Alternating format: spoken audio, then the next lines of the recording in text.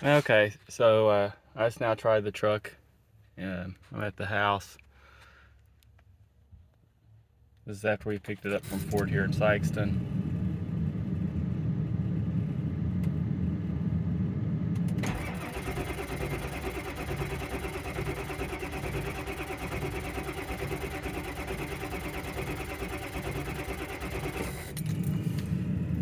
We've got fuel.